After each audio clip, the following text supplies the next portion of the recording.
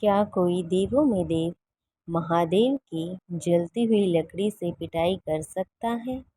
ऐसा तो हम कभी सोच भी नहीं सकते, किंतु यह बात बिल्कुल सत्य है। यह बात कुछ वर्ष पहले की है। उन दिनों बिहार के विस्ती गांव में एक कवि हुआ करते थे, जिनका नाम विद्यापति था। कवि होने के साथ साथ विद्यापति भगवान शिव के अनन्य भक्त भी थे। इनकी भक्ति और रचनाओं से प्रसन्न होकर भगवान शिव ने इनके घर में आकर नौकर बनकर रहने की इच्छा हुई। भगवान शिव एक दिन एक जाहिल गवार का भेष बनाकर विद्यापति के घर में पहुंच गए। विद्यापति को शिवजी के अपना नाम उगना बताया। विद्यापति की आर्थिक स्थिति बहुत अच्छी नहीं थी, अतः उन्होंने उगना को नौकरी पर रखने से मना कर दिया। लेकिन शिवजी भी कहाँ मानने वाले थे। सिर्फ 2 वक्त के भोजन पर नौकरी करने के लिए तैयार हो गए। इस पर विद्यापति की पत्नी ने विद्यापति से उगना को नौकरी पर रखने के लिए कहा। पत्नी की बात मानकर विद्यापति ने उगना को नौकरी पर रख लिया। एक दिन उगना विद्यापति के साथ राजा के दरबार में जा रहे थे। तेज गर्मी की वजह से विद्यापति का गला सूखने लगा, लेकिन आसपास जल का कोई भी स्रोत नहीं था। विद्यापति ने उगना से कहा कि तुम मेरे लिए कहीं से जल का प्रबंध करो, अन्यथा मैं प्यासा ही न मर जाऊं।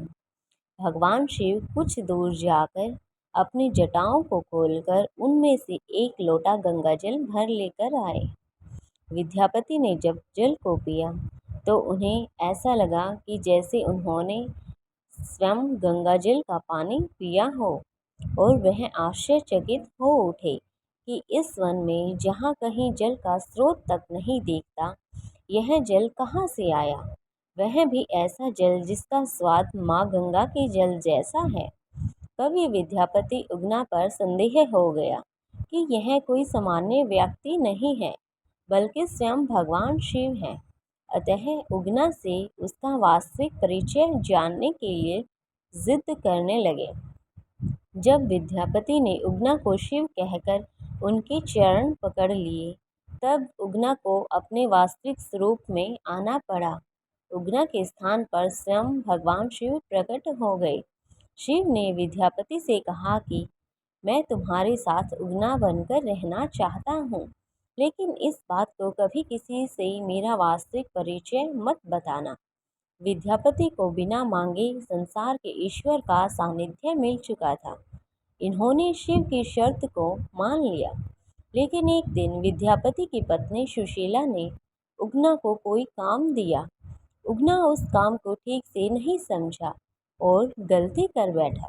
सुशीला इससे नाराज हो गई और चूल्हे से जलती हुई लकड़ी निकालकर शिवजी की पिटाई करने लग गई।